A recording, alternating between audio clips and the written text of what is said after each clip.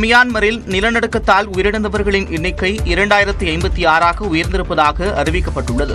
மியான்மரில் கடந்த வெள்ளிக்கிழமை சக்தி வாய்ந்த நிலநடுக்கங்கள் இருமுறை தாக்கியதால் பெரும்பாலான கட்டடங்கள் தரைமட்டமாகின. இந்த பேரிடரில் 10,000 பேர் வரை சிக்கியிருக்கலாம் என்றும் அஞ்சப்படுகிறது. 60 மணி நேரத்திற்கும் மேலாக மீட்புப் பணிகள் நடைபெற்று வரும் நிலையில் நிலநடுக்கத்தால் உயிரிழந்தவர்களின் எண்ணிக்கை 2056 உயர்ந்துள்ளது.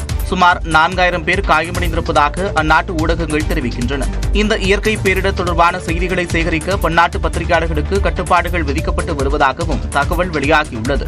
இந்தியா, அமெரிக்கா, சீனா உள்ளிட்ட நாடுகள் மியான்மர் மக்களுக்கு மனிதாபிமான உதவிகளை அளித்து வருகின்றன.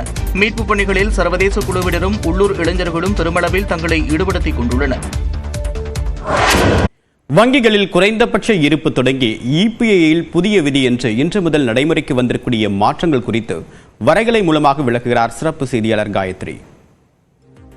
வங்கியோட மினிமம் பேலன்ஸ்ல இருந்து யூபிஐ செயல்பாடுகள் மாற்றம் வரைக்கும் நிறைய புது மாற்றங்கள் ஏப்ரல் 1ஆம் தேதி முதல் நடைமுறைக்கு வந்திருக்கு. அதுல முக்கியமான சில விஷயங்களை நம்ம பார்க்கலாம். முதல்ல யூபிஐனுடைய செயல்பாடு மாற்றம் அப்படிங்கிறது கவனிக்க வேண்டிய விஷயமாக இருக்கிறது. இந்த விதிப்படி பயன்பாடற்ற மொபைல் எண் அப்படிங்கிறது இனிமே யூபிஐயோட இணைக்கப்பட்டிருந்தா அது செயல்படாது. அதாவது நீண்ட காலமா நீங்க ஒரு எண்ணை வந்து யூபிஐ லிங்க் பண்ணி வச்சிருந்து அந்த எண்ணை நீங்க பயன்படுத்தல அப்படின்னா அது இனிமே செயல்படாது அப்படிங்கிற விதியினுடைய மாற்றம் அமலுக்கு வந்திருக்கு. அதே மாதிரி யூபிஎஸ் அப்படின்னு சொல்லப்படக்கூடிய ஒருங்கிணைந்த ஓய்வூதிய திட்டம் நடைமுறைப்படுத்தப்பட்டிருக்கிறது.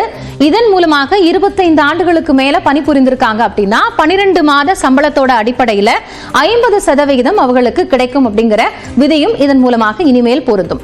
இதற்கு அடுத்தபடியா பார்த்தோம்னா வங்கியினுடைய குறைந்தபட்ச இருப்பு தொகை, அதாவது மினிமம் பேலன்ஸ் அப்படிங்கறதுல மாற்றங்களை கொண்டு வந்திருக்காங்க.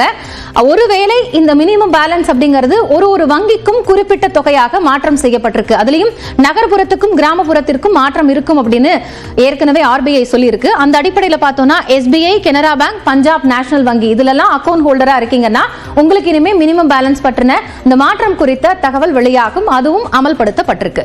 அதற்கு அடுத்தபடியா பார்த்தோம்னா புதிய வருமான வரி மூலமாக சில சலுகைகள் சம்பளம் பெறுவோருக்கு கிடைக்கக்கூடும் அப்படின்னு சொல்லப்பட்டிருக்கு. ஏற்கனவே பட்ஜெட்ல அறிவிக்கப்பட்டபடி 12 லட்சம் ரூபாய் வரைக்கும் அந்த வருமான வரி விலக்கு அப்படிங்கிறது பொருந்தும்.